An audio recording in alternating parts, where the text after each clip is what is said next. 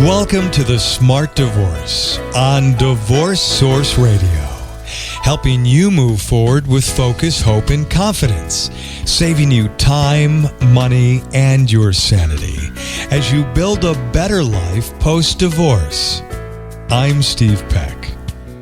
Deborah Moskovich, divorce consultant, educator, and author of The Smart Divorce, brings you the leading experts and researchers in the divorce arena. We'll also be speaking with those in the trenches, people who've learned from their divorce and how their experience has changed their lives. And they would tell you for the better. Deborah's learned that divorce can be a beginning, even if it looks like an end. Divorce can be rich in opportunity to learn and grow from.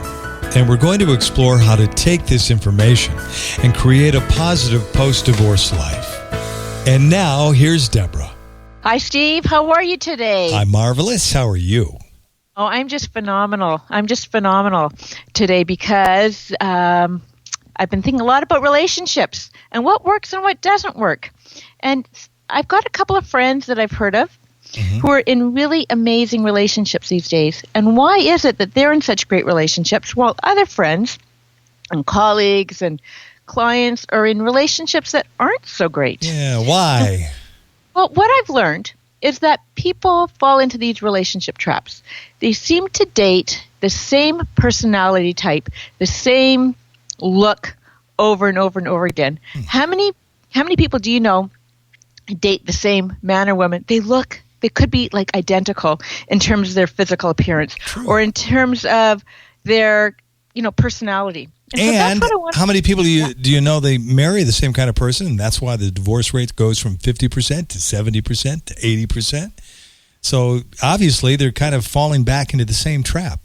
Absolutely. As a matter of fact, I was at a conference last year, AFCC, Association of Family and Conciliation Courts.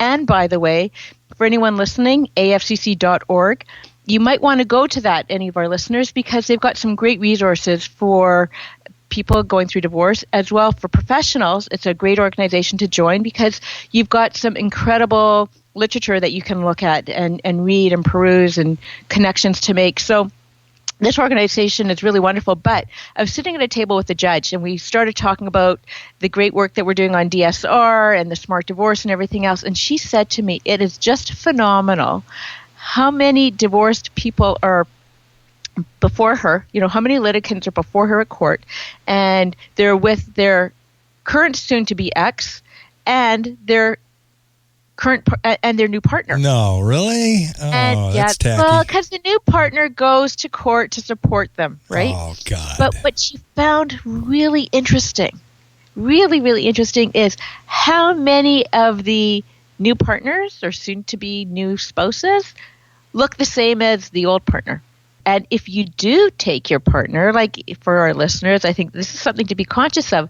If you're in a high conflict divorce, especially if you're in court, there is conflict. I mean, you don't go to court with a friend, because if you were friendly, you wouldn't be in court. So if you're going to court and your spouse sees your new partner, how do you expect them to be more cordial towards you, right? Like there's a lot of anger. So it's just something to think about. But I just thought that was really interesting that she just found so many character traits in one spouse and a partner and everything else. Like there were so many similarities. So I think that that's something to think about is if it didn't work in the first relationship, why do you think it's going to work in another relationship? But Deborah, if you're attracted to this type of personality, I mean, that's what you're attracted to. So why would I be looking for someone that is quiet and brunette? No, but just a minute. There are certain personalities, there are certain character traits that might work for you. Like you like an outgoing person, you like someone who likes culture, who likes to go and see, who enjoys music. That's one thing. But if you have this narrow box of an individual who said she's got to be blonde, she's got to be 5'7", she's got to weigh this much, she's got to look a certain way. Look at all the fabulous people you're not giving yourself an opportunity to meet. Mm-hmm. And that person in your box might not necessarily be the right person who's going to make you happy long term. Like someone who's beautiful, who's fabulous, doesn't necessarily have all those personality traits that really work long term for you. I remember meeting someone, and we went out and had a fabulous time. Okay, and he said to me, "But I'm so used to models. I'm so used to women that are like 20 years younger than me, and you're like my age. I could wake up to you in the morning. We could have lots to say and lots in common because, these women, I wake up in the morning and we don't really have too much to say, or maybe they don't stay over." And I thought that was really fascinating because this is a person who is going to be alone for a long time. Not that they're doing that much talking when they're together. If you know what I'm saying here. Yeah. So, but they don't necessarily wake up in the morning and together. But you know what? I guess you don't need to talk. But I'm just saying, like, what makes someone happy long term? So that was something that I thought was so interesting. And so, you've got young people in their 20s who are getting into these what do they call it? Starter marriages. Mm-hmm. Starter marriages. Have you not heard of that? No. I mean, that's kind of a weird term. Starter house means it's a house you're going to start in but move on to something else. You don't think of marriage as something we're going to start with and move on to something else. It's kind of sad in a way that I guess in our transient community, it's transient society, everything is very fast food. You don't really take the time to think things through, and divorce is always an option. So, hey, if it doesn't work out with A, then maybe, it'll work out with B. But do you want to go through all of that trauma? Let's face it, divorce is not necessary. Divorce is fraught with so much soul searching and drama, and there's so much. Like, divorce is not easy. If any of us really thought about it, is divorce your first choice? No, of course not. I mean, divorce is something that you really take your time to think about. I mean, I didn't go into my marriage thinking, if it doesn't work out, I'm going to get divorced. I mean, I was married for 11 years. I've got 3 great kids. Divorce is not something I wanted. But, in the 20-somethings where they think that divorce is so easy, and if it doesn't work out with A, then maybe I'll move on to, if it doesn't work out with Peter, then I'll move on to Tom. Well, but why didn't it work out with Peter? So maybe they're not taking their time to really get to know and understand their partner. So that was one of the things that I wanted to talk about today. And, it's the same thing with older people. Like, they don't take the time to really get to know their partner, because of we're a very couples oriented society. Well, wait a minute. When you say older people, you mean older married people or people that are older that are looking at a new relationship? People that are older that are looking at a new relationship. It's a very couples oriented society, and that the older you get, the more people are invested in their relationships with their families. Mm-hmm. So your time is really limited. So, I remember when I was married, and I look at my married friends, or I look at, my colleagues and lots of people, they're so busy on a daily basis and on the weekends that their time is so limited. So to go out with like a new person or to bring in the single person is not all that common. Like, people, like my friends really never stopped to say to me, "Hey, Debbie," or you want to get together this weekend? It wasn't until I had a partner that they said to me, "You guys want to get together this weekend?" So people weren't asking me to get together until I had, a man in my life. It's all about couples. So the older you get, when your world becomes smaller because everybody is so busy, you kind of want that partner to be part of a whole big social life, right? So there are some people that settle and they don't really think through what this partner really means to them. And I have to say that it's lonely being in a bad relationship. It's lonelier being in a bad relationship than being in no relationship at all. True. So, I've done me, I do a lot of research, and one of the things that I love about Divorce Source Radio is speaking to the leading experts on various topics of divorce. And we've got some wonderful topics, and I urge our listeners to go to the library of shows and see any topic that you want and listen to our great list of of experts. But when I write for More Magazine, more.ca, I've got some wonderful articles on various issues that relate to someone who's divorced, who's separated, who's single. You don't have to be divorced. You could be widowed. You could never have been married. You could be in a cohab relationship. And one of the articles I wrote about was midlife divorce, blame it on your parents. And it's based on what made me think about this article and to write this article was I had a client who was going through divorce. She married someone who happened to be very controlling and abusive.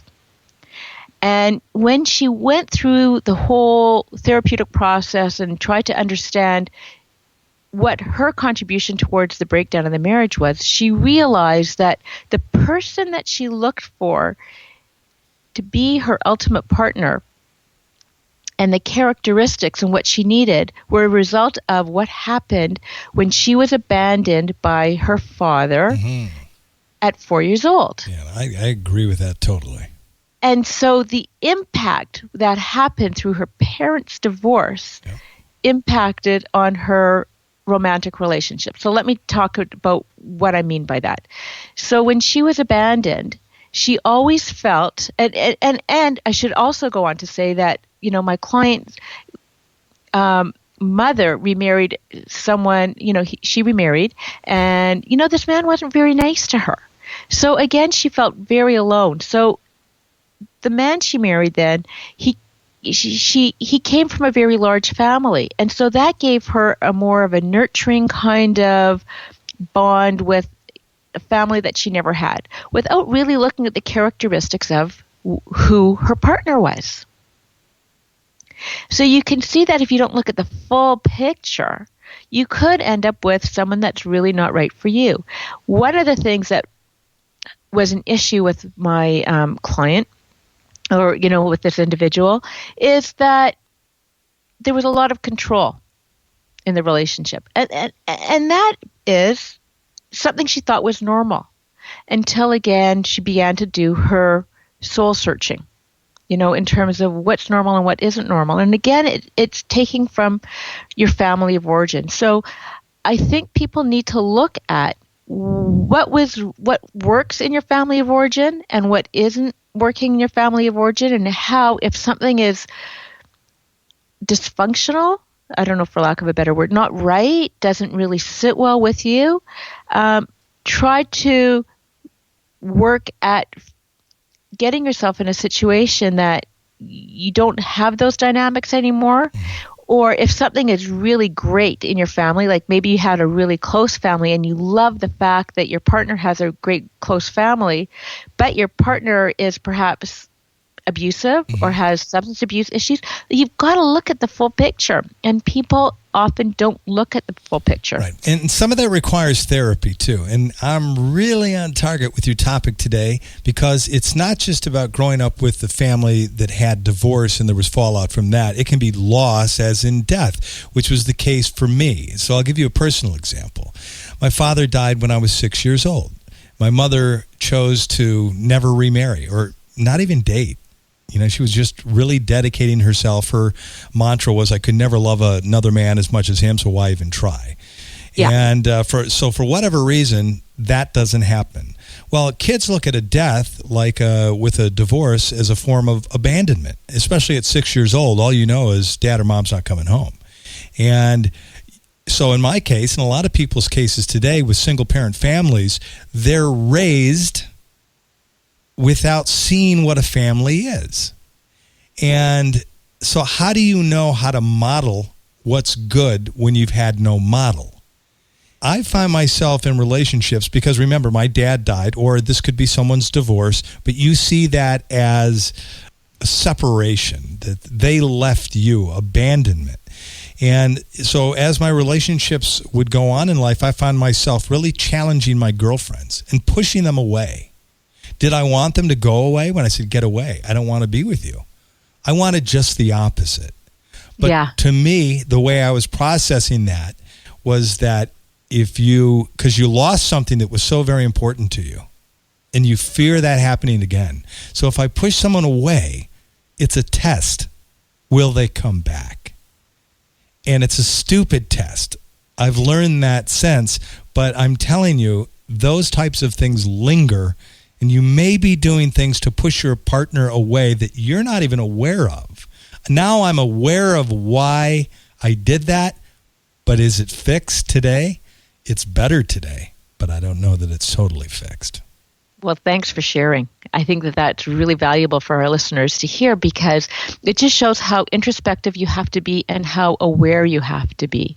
And you're right, it's not all about divorce. I mean, if you don't have the good role modeling, perhaps you have parents that never fought, or there was a lot of conflict. So what's interesting is, and I hear from a lot of people, that the way they communicate with their partner is based on the communication skills that they learned as a family.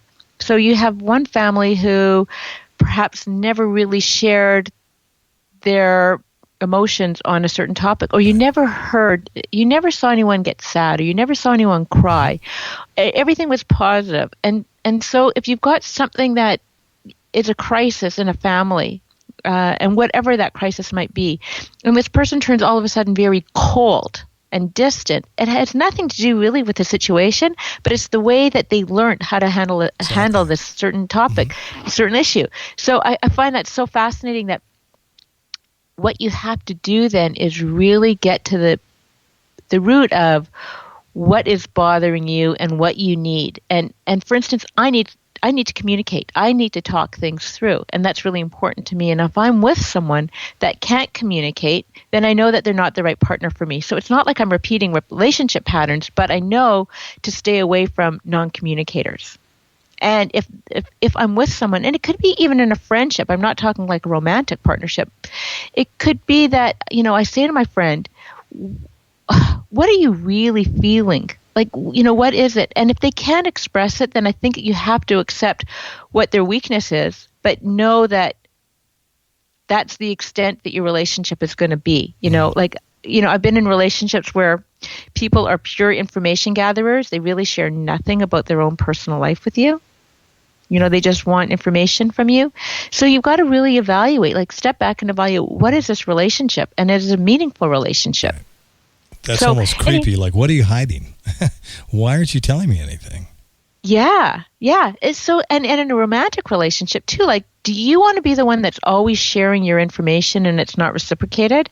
So you've got to so you could be attracted to someone with this physical, type, but do they really have what you need to make you happy in a not to make you have to make your own happiness, but for the relationship to work. And don't forget that relationships are work.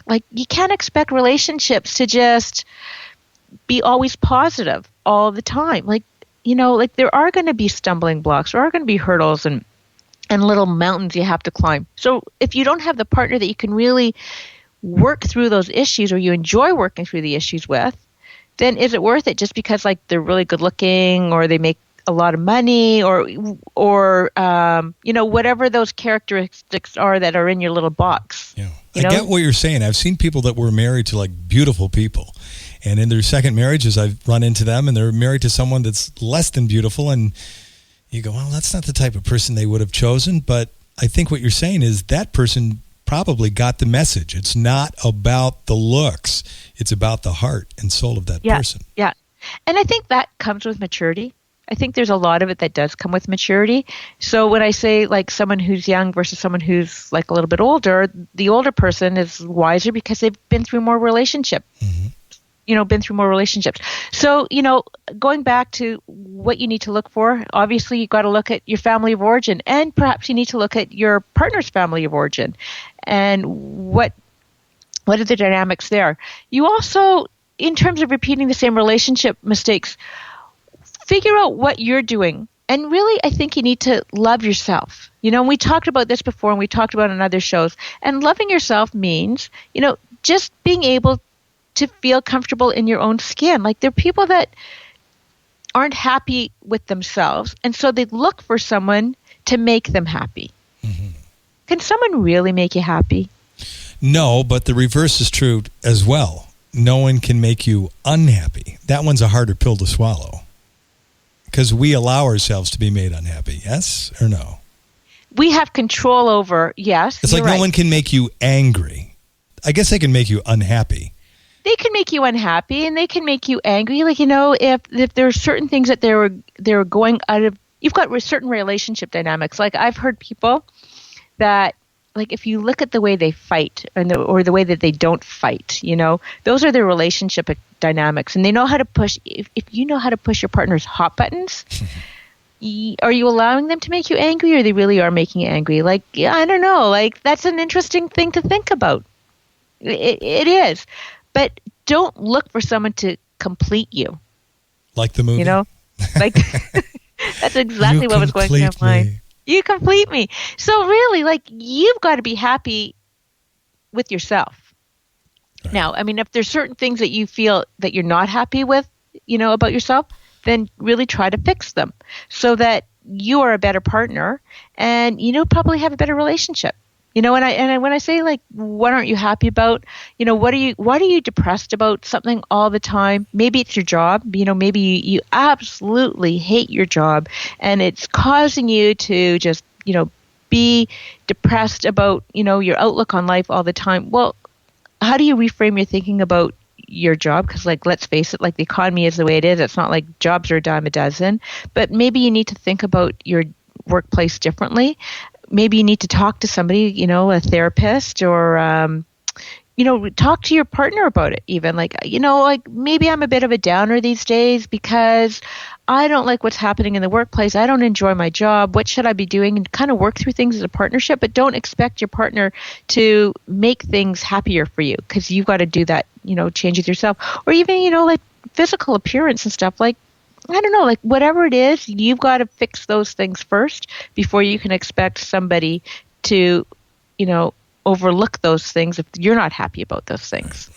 The other thing that I thought was really interesting through my research and talking about, this midlife divorce is you don't have to be less of who you are to be in a good relationship. And I think that is something that is so prevalent in today's society where people want to be a couple. They try to be the sports nut because their partner is a sports, nut. They try to be, an avid tennis player or whatever those characteristics are. But, if that's not you, if that's not the authentic you, or you were talking about being, someone who's like really outgoing. If you don't enjoy going to parties and your partner happens to be a really social person, and you're a real downer at each time, well, you can't pretend to be someone you're not. And I think, like, that really has really something to be learned. What do you do in that scenario? I mean, because you can't stop your partner because he likes to go to parties from going to parties, so you either have to allow him to go without you.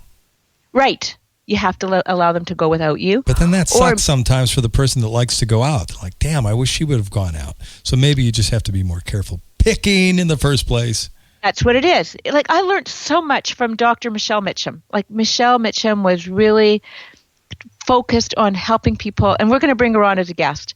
But, she was very helpful in helping people be more introspective in terms of what they need to look at. And so when you talk about that, like, let's just say that the party going, the party animal versus someone who wants to stay home, maybe you're not a fit long term. Like, those are things that you really have to think about. I, as a matter of fact, I know of a couple who split up over that, because this is someone who, she loved going out and drinking and being the life of the party. And her partner, he really didn't drink all that much.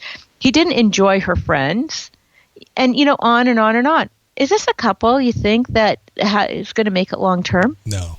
And I've seen some odd things, though. I've seen a guy that really likes to go out and drink a lot, and he found a partner that didn't, and the reason he did was because she would keep him in check. He needed a mommy to tell him that's enough. He needed, isn't that weird? I mean, he wanted somebody to tell him when enough was enough, because he didn't know on his own. He would have just continued to drink and party all night. He knew that she wouldn't drink a lot. She would be his designated driver. But she might get tired of being the gatekeeper. Oh, yeah. Right? So again, it's like, so when you're looking at your partner, like, and you might love that person for lots of things, but you might dislike them. for a lot of other things. And so you have to think about, I call it like the 80-20 rule. If that 20% is the stuff that you don't like, how much of it can you really put up with like long term? Mm-hmm. You know, like what works and what doesn't work. And I think that that is so important because, you know, we talk about all these different things like the drinker and maybe, you know, his girlfriend or wife, you know, maybe she's going to be tired of being the adult all the time. Like, why should I be the one that tells you no all the time? Like, don't you know yourself? Like, can't you learn? So it's those relationship dynamics. Be true to yourself. Like, what is it? Like that brings me to the next point of normalize your feelings, uncover your issues. You know, for instance, what works and what doesn't work really for you longer term. Also, normalize your feelings in terms of what you didn't receive growing up, and can you fix that? So we go back to like that abandonment issue, perhaps, or you know, not. This is something that's really interesting because I had met with, you know, talking with some colleagues about some other issues, and you know, one lawyer said to me, I felt that as I was growing up, whatever I did was never good enough for my parents. Like I could never make them happy. Like my accomplishments weren't ever good enough, and it always made me feel bad. So I always walked around thinking that I was never good enough. Oh. And I was shocked because this was the most dynamic individual, really smart, you know, brilliant, beautiful. Like this person had it all and yet felt a sense of insecurity because she felt that she wasn't good enough. So you have to really realize that, you know, you're not alone, and maybe what you weren't getting from your family, like maybe your family wasn't capable of giving all that stuff to you. You know, like it's really interesting. And that's why, you know, I am big on, you know, speaking to a therapist, and you kind of have to work out those issues. But, you know, for those people, for instance, that have that lower self-esteem because of what happened in their family of origin, so they are attracted to someone who, because they think it's normal, who kind of puts them down a little bit. And it makes you feel bad, and it's really not a healthy relationship. So that could be another relationship that kind of falls apart. Right. You know, it's another divorce statistic. Or, you know, and not everybody's married, so, you know, cohabitation relationship or, you know, whatever, or just a relationship that falls apart. But you have to understand those dynamics. And so don't continually try to put that square peg in that round hole. If it ain't working, it ain't working. And too many people try to make that work. And so many people I've heard say to me, well, you know what, the red flags were there. I just didn't want to see it. Yeah, you hear that a lot, don't you? Yeah. Once people have distanced themselves, then you go, yeah, we saw it coming. Really? You know, because I thought we were fooling everyone. Yeah. You know, they say love is blind and then you get married. I mean, people look at life through rose-colored glasses. And if you want a relationship to be a healthy one for you and a good one for you, you got to take off those glasses. Because what is it like? And I quote this in the Smart Divorce.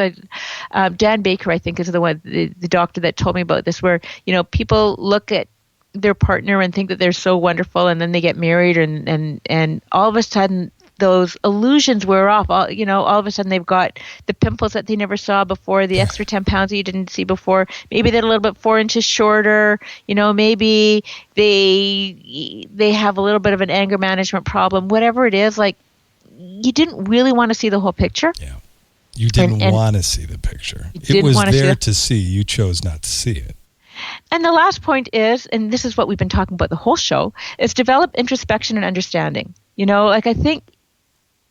And that's where you need to work with a therapist or even journaling or reading self-help books, whatever it is, to find out what your issues are and what do you need to do to fix them, so that you're not always trying to put that square peg in the round hole. The other thing that I think is interesting is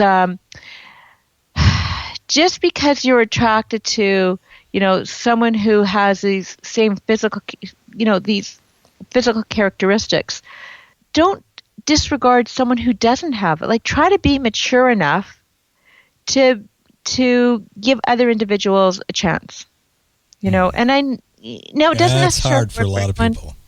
Yeah, you know, you want the 6 foot tall guy with the 6-pack. Oh, I'm just talking about you, the 6-pack, and you know, like, and everything else. And you know, you are a fabulous person, you know, like, I love you, I think you're great, but you know, like, but you might meet someone who has all those physical characteristics, and you might be passing up on the guy who's 5'10", who's got all those other wonderful characteristics that just don't have it for you because they're not, 6 feet tall. So all I'm saying is try to be a little bit more mature and look at things from a different perspective.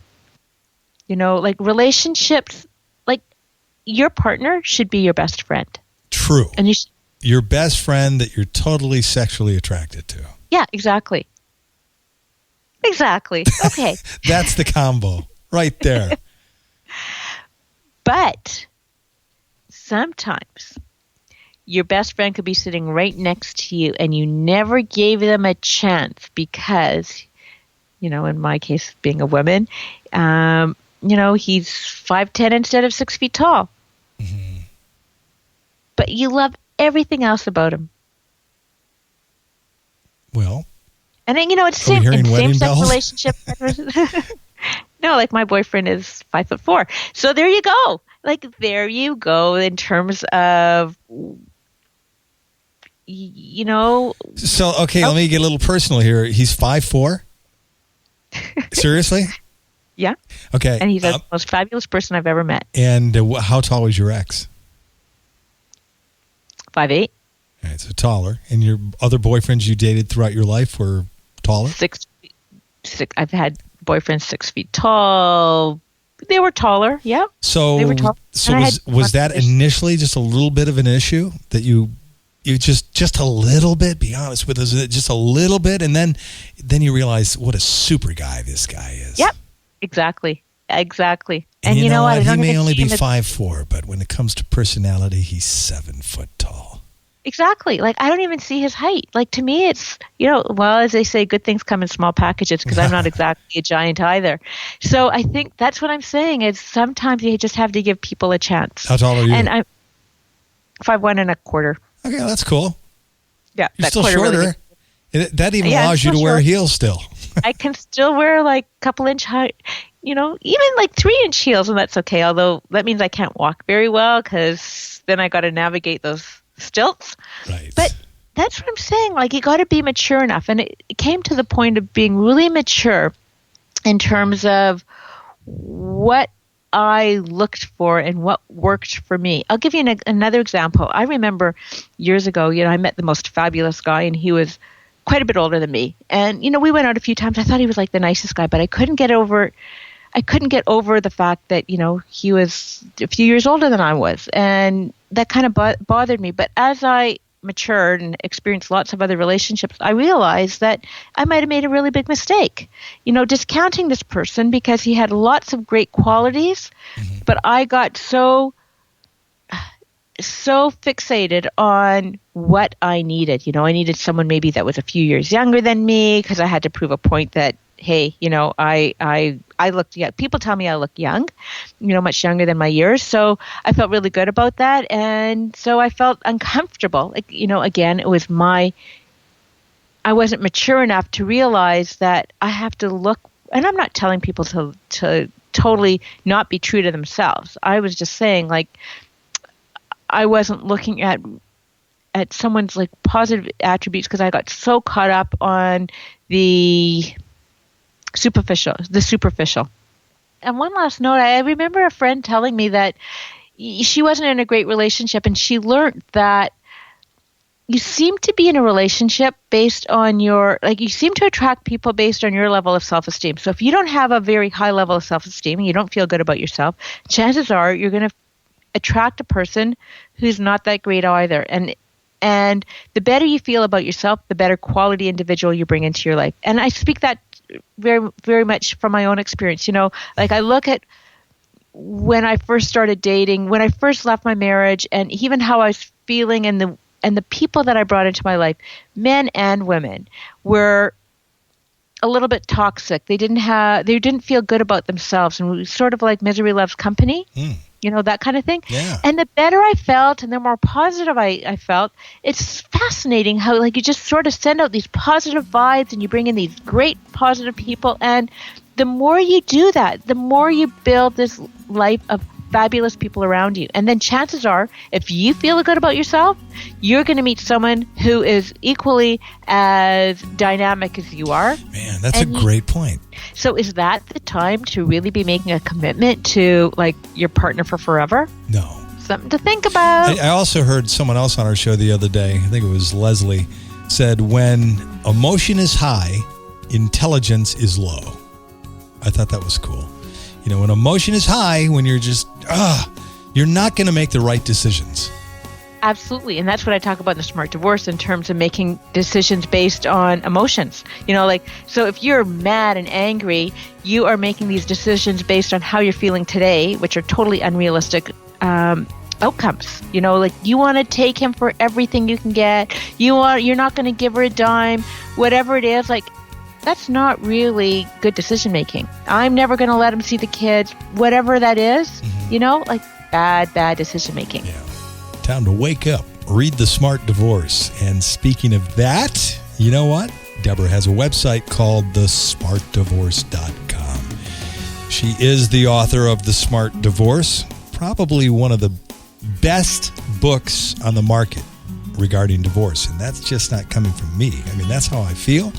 But I mean, we've had judges, we've had celebrities. They've all been here. They've all reviewed the book. And it's just a great place to start.